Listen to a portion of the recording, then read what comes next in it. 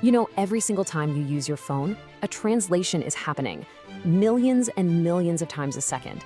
It's this constant conversation between two totally different worlds, our physical analog reality and the digital one that lives inside our devices. Today, we're going to dive in and learn their shared language.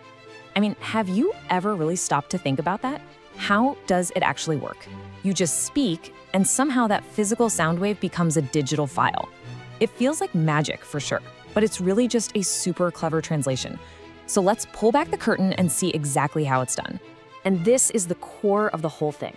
The world we actually experience, sound, light, temperature, it's all a smooth, continuous flow. That's what we call analog. But our computers, our phones, they only get on and off, ones and zeros. That's digital. They are, quite literally, speaking completely different languages. So before we can even begin to understand the translation, we've got to get a handle on the languages themselves. What really makes a signal analog versus digital? Let's break it down. Okay, check this out. This visual shows you the core difference perfectly. On the one hand, you've got the analog signal. It's a smooth, continuous wave, right? It can be any value along that curve. But then look at the digital signal. It's made of these distinct, blocky steps. It can only be one specific value at a time. There's absolutely no in-between. So, to really dig into that, analog signals are continuous. They represent something physical, like the exact, ever-changing temperature in a room. Digital signals, on the other hand, are discrete. They're broken into little pieces. They represent absolutely everything using that binary system of zeros and ones. Just think of it like a massive bank of light switches that are either on or off. That's it.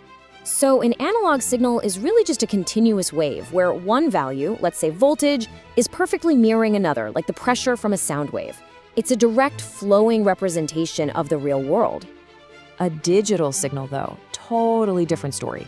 It chops that information up. It takes a ton of little snapshots and represents them as a sequence of separate, distinct values. It's not a perfect mirror. It's more like a series of very precise, very defined data points. So how does our smooth analog voice become that blocky digital file? This is where the magic happens. This is where our first translator comes in, the analog to digital converter, or as we call it, the ADC. You can think of the ADC as the gatekeeper. It's a piece of hardware, and its entire job is to listen to that continuous analog world and convert it into the discrete language of ones and zeros that our devices can actually understand. And it does this in two really important steps. First up is sampling. Just imagine the ADC taking thousands of little snapshots of that analog wave every single second to check its height, or what we call its amplitude. Then comes quantizing. For each and every one of those snapshots, it assigns the closest available digital value. Basically, it's just rounding it off to the nearest step on its digital ladder. And you can see right here just how much that rounding off actually affects the accuracy. An ADC with fewer digital values to choose from, like this 4-bit one, has a much higher chance for error. But a 14-bit ADC, it has so many more values available that its digital approximation becomes incredibly close to the original. This is the whole idea behind things like high-resolution audio. More bits, more accuracy. This leads to a constant trade-off for engineers. Do you prioritize higher resolution, using more bits for a super accurate signal, or do you need faster conversion speed, what we call low latency, which is absolutely crucial for things like live video calls? A lot of the time, you just can't have the absolute best of both. And yeah, not all of these translators are created equal. Some, like these flash converters, are unbelievably fast, perfect for signals that change in an instant. Others, like the dual-slope ADCs, are much slower, but they're fantastically accurate and really good at ignoring background noise. The right choice always depends on the job at hand. Okay, so our voice is now a string of ones and zeros. Great, but how in the world do we hear it back? Well, that requires a reverse translation. So let's meet our second translator, the digital to analog converter, or DAC. The DAC's job is to take that long list of discrete digital values and rebuild an analog wave from it. It's kind of like it's reading a digital recipe and trying its absolute best to bake the original analog cake. So how does it actually rebuild that wave?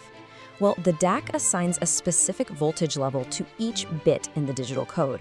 The most significant bit, that's the one with the biggest value, it gets the highest voltage. Then each bit after that gets exactly half the voltage of the one before it.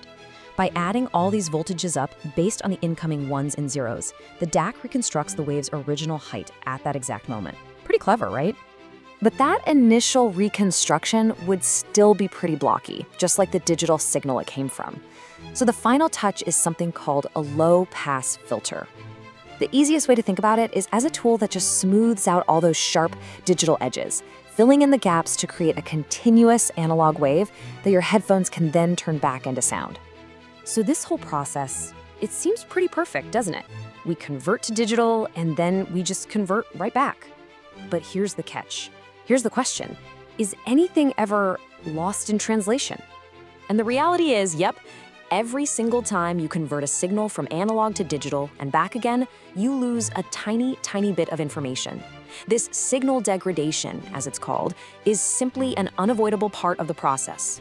This loss, or noise as we call it, comes from a few places. You've got noise from that quantization step, the rounding off we talked about. There's noise that gets introduced when the signal is being rebuilt, and crucially, these tiny errors, they compound every single time you repeat the conversion process.